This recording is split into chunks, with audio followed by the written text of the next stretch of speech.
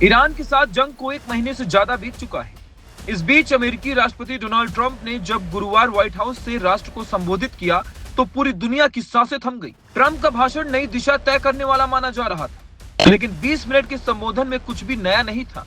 Trump ने वही बातें दोहराई जो पिछले कई दिनों से ट्रुथ सोशल पर लिखे जा रहे थे। उन्होंने ईरान को पाषाण युग में भेजने की धमकी फिर दी, लेकिन असली खेल भाषण के शब्दों में नहीं, बल्कि भाषण के तुरंत बाद लिए गए फैसलों में छिपा था। ट्रंप ने युद्ध को एक निवेश बताया, लेकिन जनता के मन में उठ रहे एग्जिट प्लान के सवालों को अनसुना कर दिया।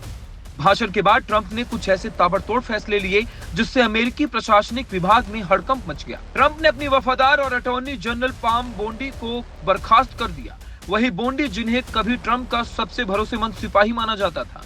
ट्रंप ने सोशल मीडिया पर उन्हें महान देशभक्त तो कहा, लेकिन उनकी छुट्टी करने में 1 मिनट की भी देरी नहीं ली। मीडिया रिपोर्ट की माने तो ट्रंप बोंडी की नरमी से नाराज थे।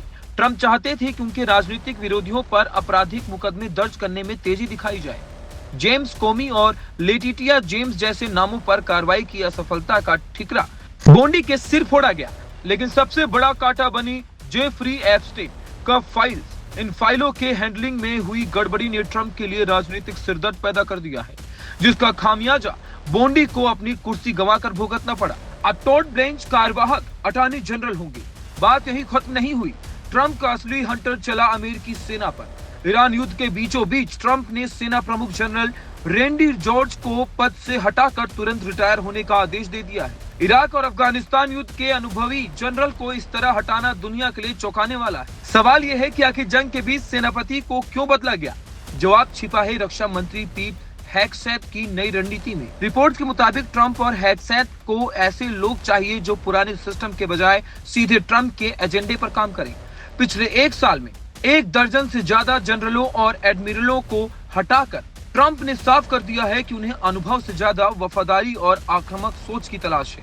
ट्रंप के फैसले से वाशिंगटन के सत्ता के गलियारों में आज दहशत का सन्नाटा है। पॉम बोंडी की विदाई के बाद अब सबसे बड़ा सवाल यह है, अगला नंबर किसका? पूरे मामले पर सबसे सनसनीखेज खबर एफबीआई से आ रही है। पूर्व एफबीआई एजेंट काइल सेराफिन का दावा है कि काश पटेल भी ट्रंप के निशाने पर है। सवाल यह है कि जो काश पटेल ट्रंप के सबसे बड़े वफादार माने जाते थे, फिर वो ट्रंप के रडार पर क्यों आ गए? ट्रंप की यह हिट लिस्ट अभी खत्म नहीं हुई। आर्मी सेक्रेटरी डैनियल डिस्कॉल और लेबर सेक्रेटरी पर भी गाज गिर सकती है।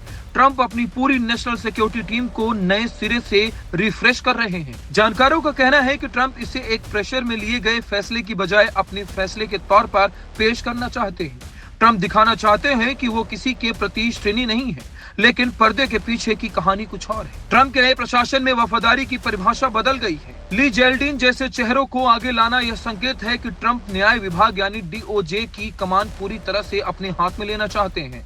वहीं तुलसी गबार्ड जैसी हस्तियों पर तलवार लटकना यह बताता है कि ट्रंप की टीम के भीतर भी वर्चस्व की जंग छिड़ी हुई है। एक तरफ अमेरिका मिडिल ईस्ट में ईरान के साथ एक जटिल युद्ध लड़ रहा है, दूसरी तरफ देश की रक्षा और जांच एजेंसियों का नेतृत्व ताश के पत्तों की तरह बिखर रहा है।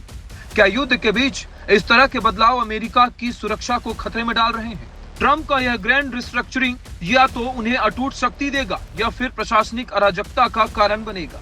सवाल उठता है कि क्या इन बड़े बदलावों का असर ईरान युद्ध पर पड़ेगा?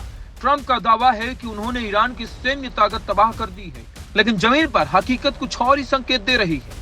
क्या नई टीम के साथ ट्रंप इस युद्ध को निर्णायक मोड़ पर ले जाएंगे, या ये फेरबदल प्रशासन के अंदर मची कलह का नतीजा है? एक रात कई बड़े इस्तीफे और कई चेतावनियां। डोनाल्ड ट्रंप ने साबित कर दिया है कि वो युद्ध के मैदान में हो या राजनीति के, वो अपने नियम खुद बनाते हैं।